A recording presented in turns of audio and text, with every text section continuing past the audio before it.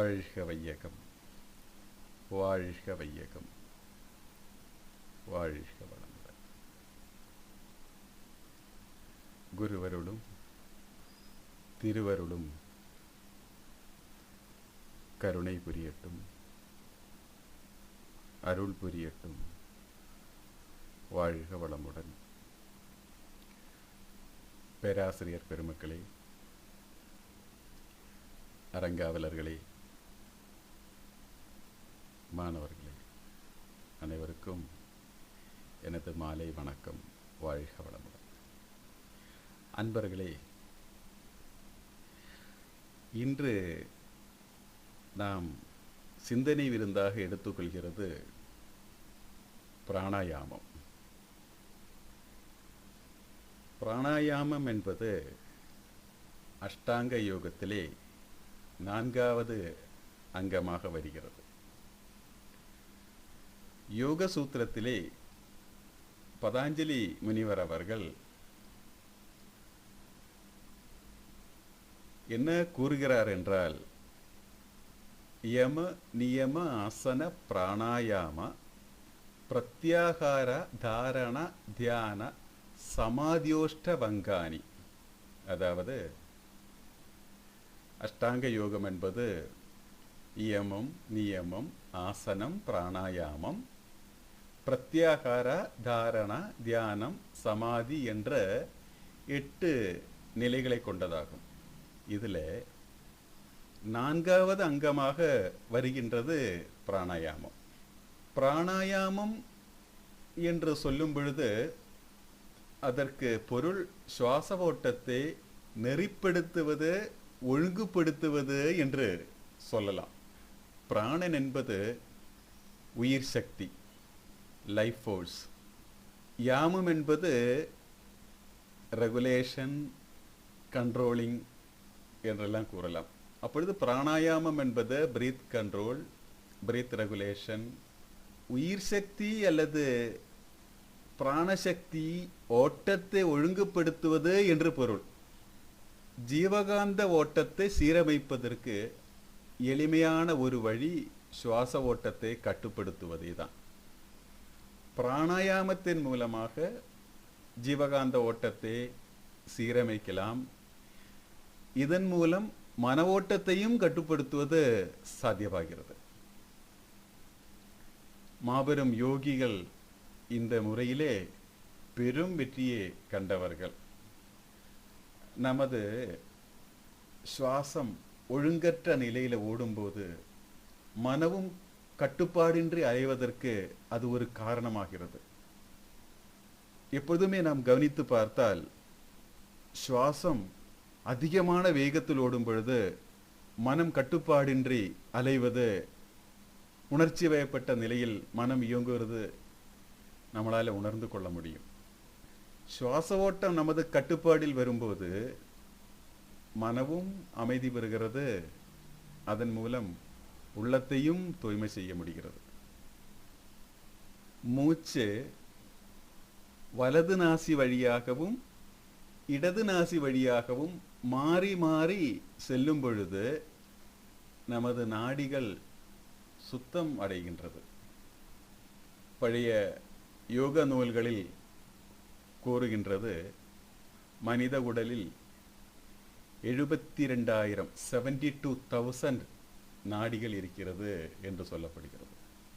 இந்த நாடிகளில் 72,000 நாடிகளில் முக்கியமானவை என்று சொல்லும் பொழுது சுழுமுனை, இடகலை, பிங்கலை, காந்தாரி, ஹஸ்தஜிஹ்வா, குஹு, சரஸ்வதி, புஷா, சங்கினி, பயஸ்வினி, வாருணி, அலம்புஷா, விஸ்வதாரா, யசஸ்வினி என்ற 14 நாடிகள்.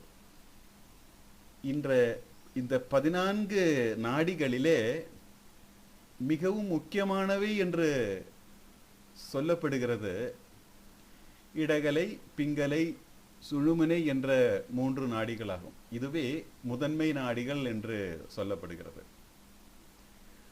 மற்ற அனைத்து நாடிகளுக்கும் தலைமையாக இயங்குவதும் இந்த மூன்று நாடிகள், இடகலை, பிங்கலை, சுழிமுனை. இந்த மூன்று நாடிகளுமே மூலாதாரத்தையும் சகசிராதாரத்தையும் இணைக்குகின்ற ஒரு அச்சுதண்டாக, ஒரு ஆக்சிஸாக செயல்படுகிறது என்று சொல்லலாம். சுழுமுனை நாடி என்பது மூலாதாரத்தில் ஆரம்பித்து முதுகுதண்டின் மைய பகுதியில் வழியாக ஓடி சகசிராரம் சென்றடைகின்றது. இடநாடி என்பது மூலாதாரத்தின் வலது பக்கத்திலே ஆரம்பித்து சுழுமுனையின் இடது பக்கமாக ஓடி இடது நாசியில் சென்று நிறைவு பெறுகின்றது. பிங்கலை நாடி மூலாதாரத்தின் இடது பக்கம் ஆரம்பித்து சுழுமுனையின் வலது பக்கமாக ஓடி வலது நாசியில் சென்று நிறைவடைகிறது. இந்த மூன்று நாடிகளுமே சந்திக்கக்கூடிய இடங்கள் என்று வரும்பொழுது அவை நமது உடலில் உள்ள உயிர் சக்தியினுடைய இயக்க சக்கரங்கள் என்று சொல்லக்கூடிய 6 ஆதாரங்கள், அதாவது மூலாதாரம், சுவாதிஷ்டானம், மணிப்பூரகம், அநாதகம், விசுத்தி, ஆக்னேய் என்ற 6 ஆதாரங்கள். மூச்சு என்பது வலது நாசியில் அதாவது பிங்கலையிலும் இடது நாசி அதாவது இடகலையிலும் ஒரு குறிப்பிட்ட நேரம் மாறி மாறி ஓடுகிறது. யோக நூல்கள் சொல்லப்படுகிறது சுமாராக 2.5 மணி நேரம் வலது நாசியிலும் பிறகு 2.5 மணி நேரம் இடது நாசியிலும் ஓடுகிறது. இது மனோநிலைக்கு ஏற்றவாறு, சூழ்நிலைக்கு ஏற்றவாறு இந்த நேரம் மாறுபடலாம். பிங்கலை நாடியானது உடலுக்கு உஷ்ணத்தை, வெப்பத்தை கொடுக்கக்கூடியது. பிங்கலை நாடி வழியாக மூச்சு ஓடும் பொழுது உடல் வெப்பமடைந்து கொண்டே வருகிறது. இடகலை நாடியாக மூச்சு ஓடும் பொழுது உடல் குளிர்ச்சி அடைகிறது. இந்த நாடிகளில் இட நாடி என்பது மூளையின் வலது பக்கத்தை இயக்கக்கூடியது. பிங்கலை நாடி என்பது மூளையின் இடது பக்க மூளை, லெஃப்ட் ஹெமிஸ்பியர் ஆஃப் பிரெயின் இயக்கக்கூடியது. சுழுமுனை நாடி என்பது முதுகுதண்டினுடைய மைய பகுதியிலே ஒரு குழாய் வடிவில் மூலாதாரத்திலிருந்து சகசிராரம் வரையிலும் செல்லக்கூடிய ஒரு பைப்பிலை. இதனுடைய அளவை யோக சாஸ்திரங்கள் கூறுகிறது. மிகவும் ஆச்சரியமான ஒரு விஷயம். சுழுமுனை நாடியை நாம் அனாட்டமி ரீதியாக, அதாவது ஒரு ஆபரேஷன் மூலமாக பார்க்க முடியுமா என்று கேட்டால் அதுதான் இல்லை. இது ஒரு எனர்ஜி பாத். மனிதனின் முடியின் 1000ல் 1 பங்கு சுற்றளவுடையது இந்த சுழுமுனை நாடி. இந்த சுழுமுனை நாடிக்கு உள்பக்கமாக 3 அடுக்காக 3 நாடிகள் இருக்கின்றது.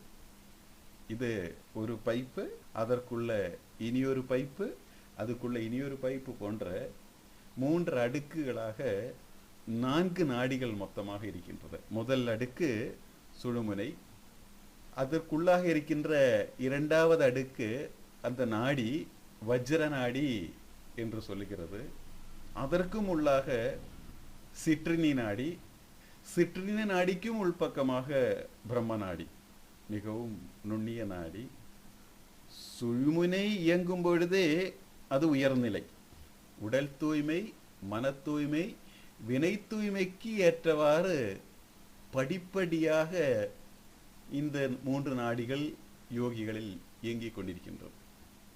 பிரம்ம நாடி துறக்கும் போது மட்டுமே உயர்நிலை சமாதிகள் ஒருவரால் அடைய முடியும். இடகலை நாடியும் பிங்கலை நாடியும் சமநிலை அடையும் போது மைய நாடியான சுழுமுனை நாடி இயங்க துவங்குகிறது. இதனால் சுழுமுனை நாடி இயங்கும் போது மூளையின் இரு பக்கமும் ஒரே நேரத்தில் சமமாக இயங்க ஆரம்பிக்கிறது. இதுவரையிலும் ஒன்று இடகலை இயங்கும் பொழுது மூளையினுடைய வலது பக்கம் அல்லது பிங்கலை இயங்கும் பொழுது மூளையினுடைய இடது பக்கம் மட்டுமே இயங்கிக் கொண்டிருந்தது.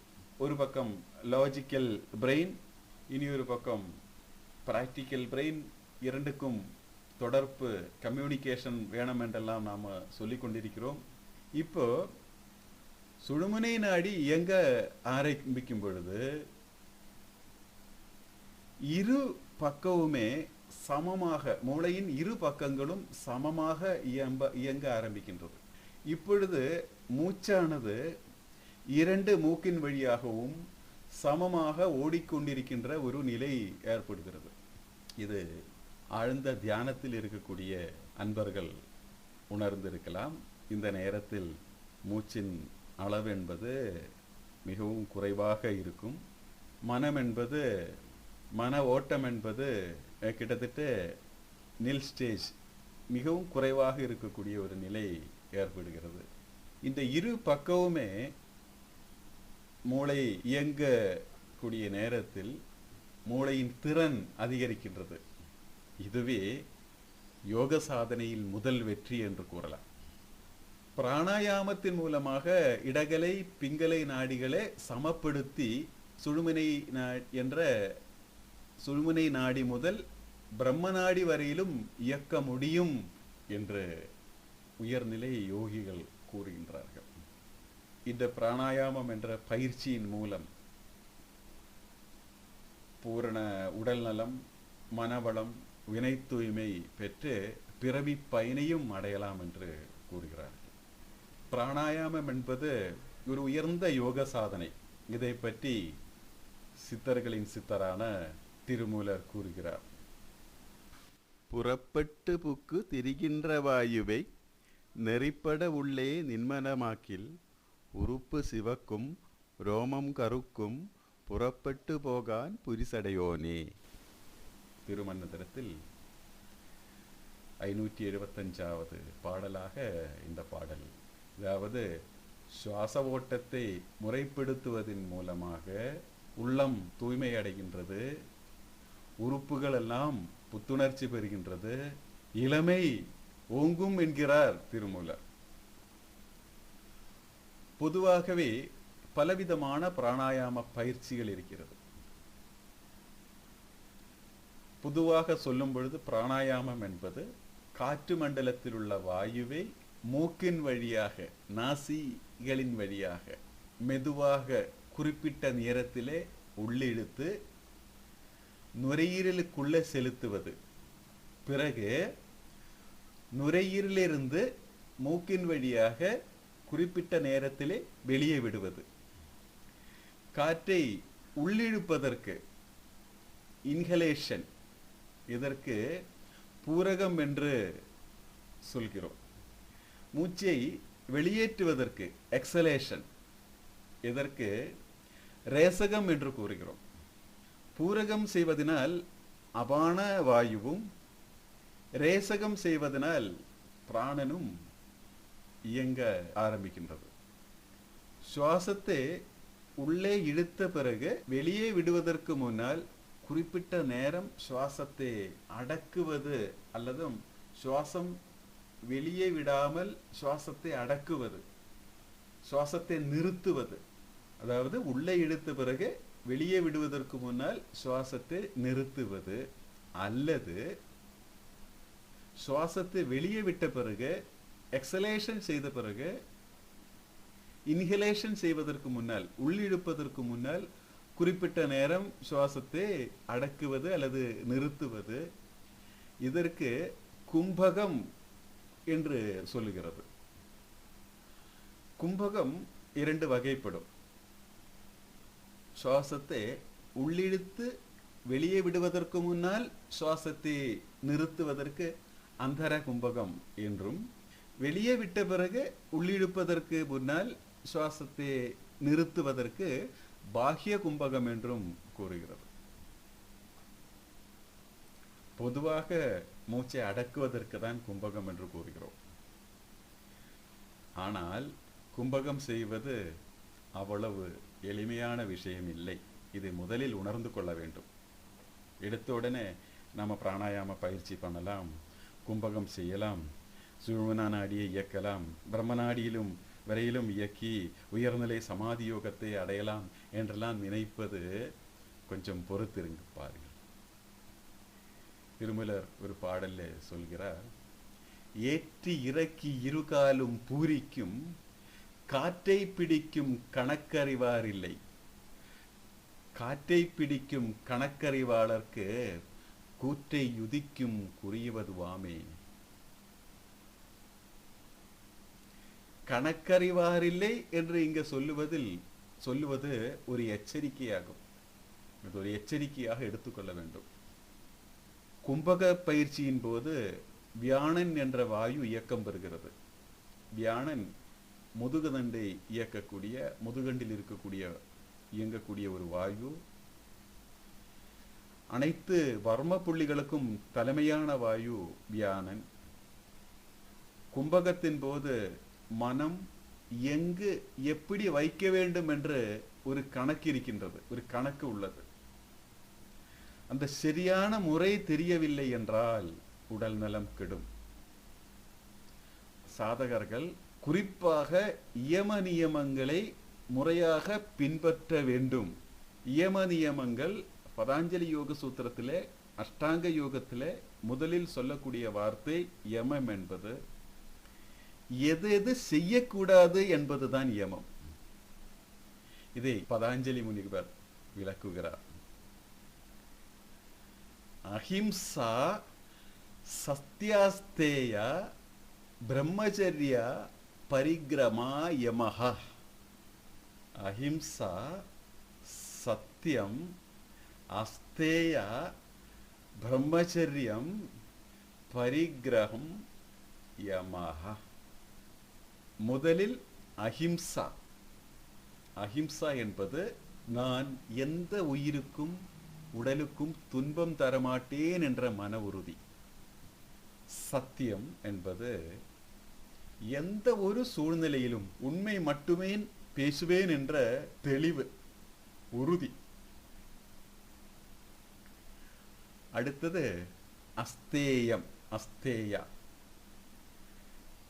பிறர் பொருளுக்கு ஆசைப்படாத மனோவிருதம், மனோதிடம். பிரம்மச்சரியம் என்பது பொதுவாக இல்லற வாழ்க்கையை தவிர்ப்பது என்று தவறாக நாம் பொருள் புரிந்து கொண்டிருக்கிறோம். அப்படி இல்லை.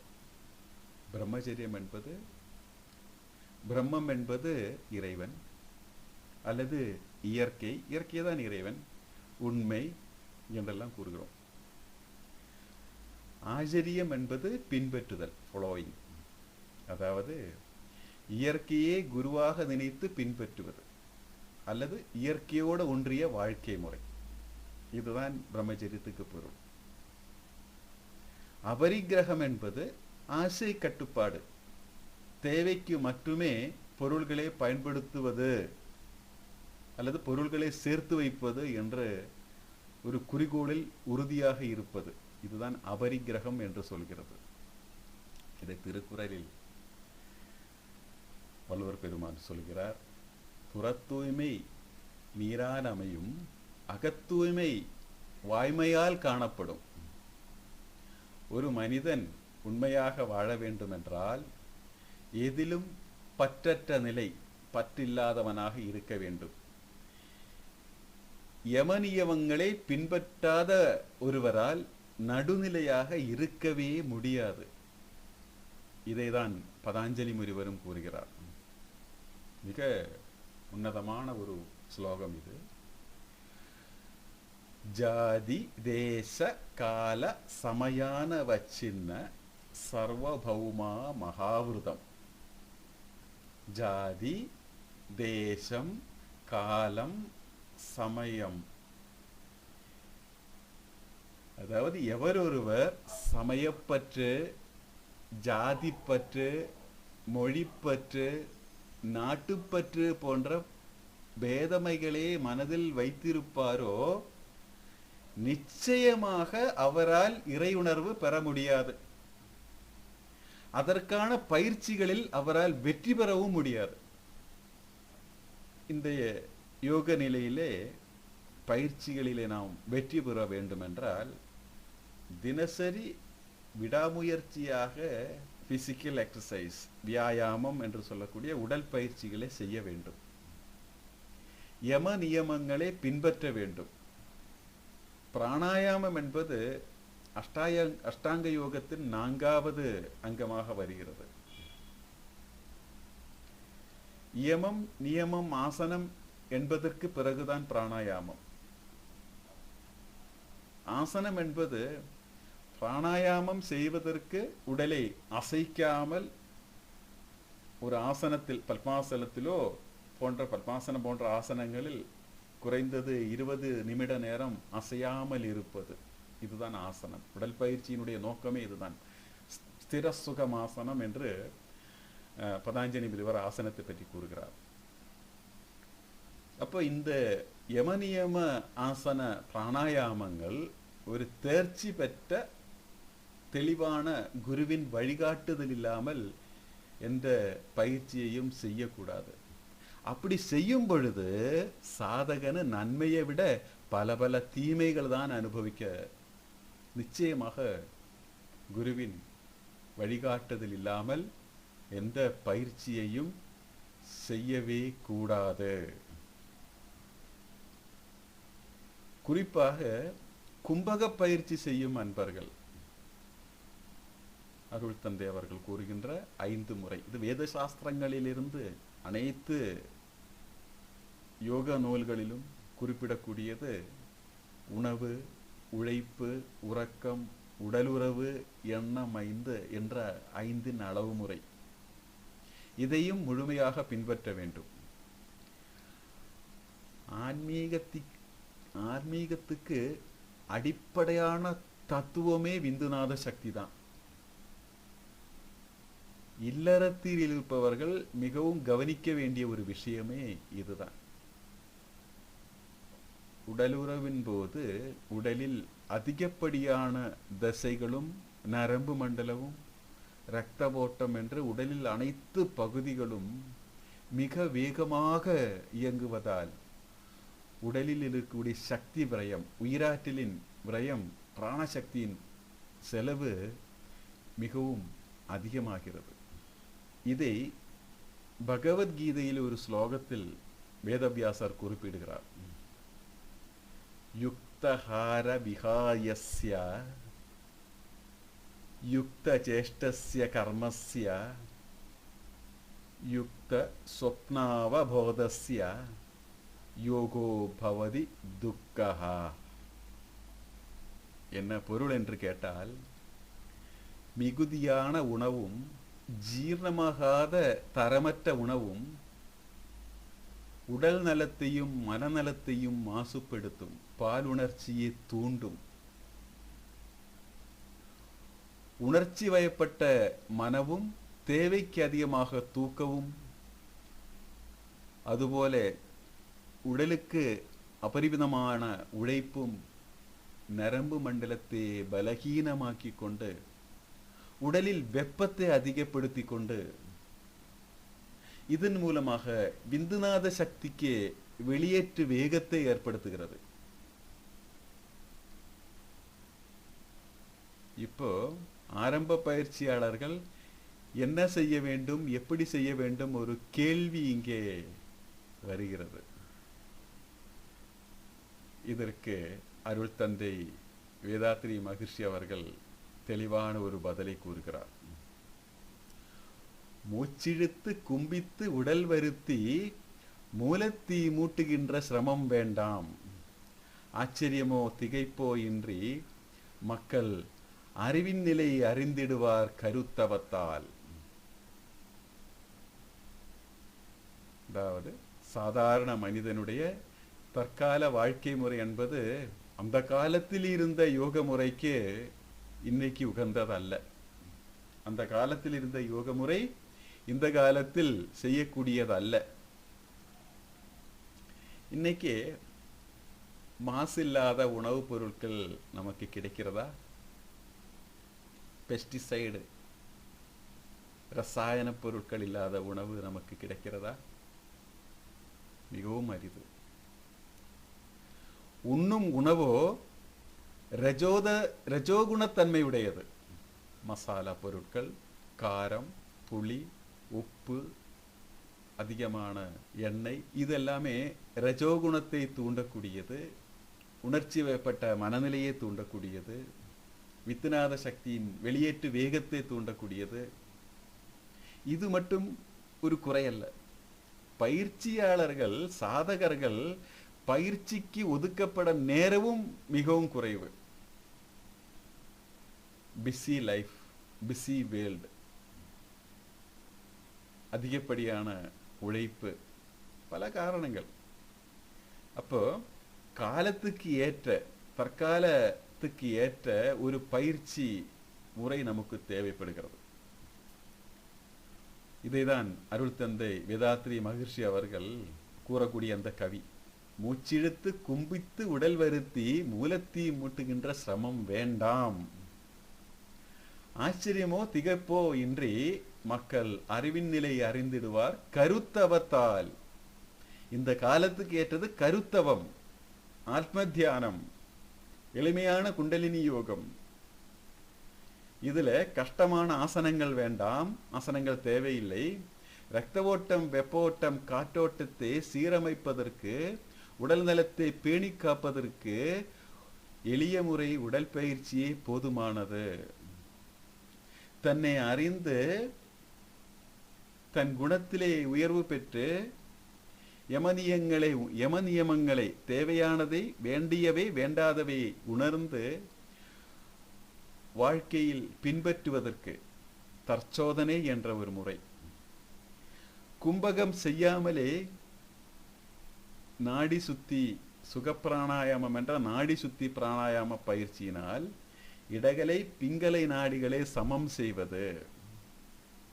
தண்டுவட சுத்தி பயிற்சியின் மூலமாக சுழுமினியில் உள்ள தடைகளை நீக்குவது. பிறகு கருத்தவம் என்ற ஆத்ம தியான பயிற்சி, எளிய முறை தியான பயிற்சி செய்வது. இதையும் முறையாக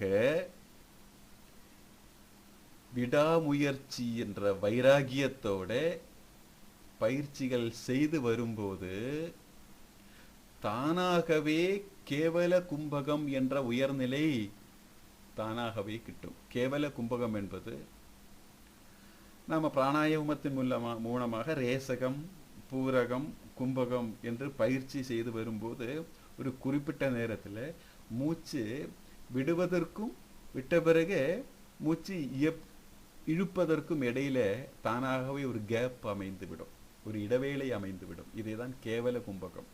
தியானம் செய்யும் போது இந்த கேவல கும்பகம் என்பது தானாகவே அமைந்துவிடும். இந்த முறையின் மூலமாக ஜீவாத்மா தூய்மை பெற்று, நிறைவு பெற்று, உயர்வடைந்து, வினை தூய்மை பெற்று பரமாத்மாவோட இணையக்கூடிய உயர்ந்த பேரு சாதகனுக்கு சித்தியாகிறது.